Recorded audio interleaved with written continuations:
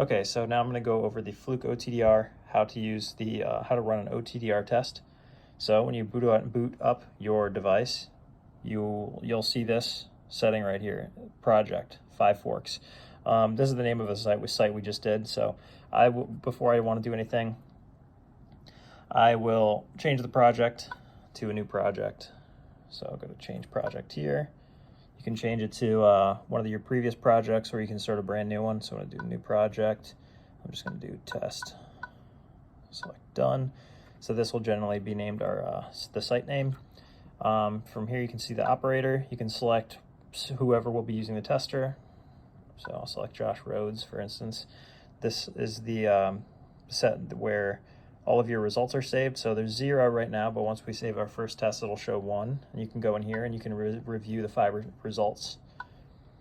Here is the setting that it will be using to test. So right now it's set up to test a multi-mode fiber with these parameters. So I'm going to go in here and change our parameters to the Verizon spec. So let me go to fiber type. I'm going to go OS2 single mode. For us, that's what we're using. And then I'm going to change the test limit to VZW, which I've created to be the Verizon parameters that they require the fiber to be tested on. So there we are. We're about ready to start testing. I'm going to turn off macro bend and launch compensation, and then I'm going to hit save. And now we are ready to, if you want, you can pre-name your files here, but right now I'm going to go to home, and we are ready to run our first test. We just need to get our launch cables and our fiber set up.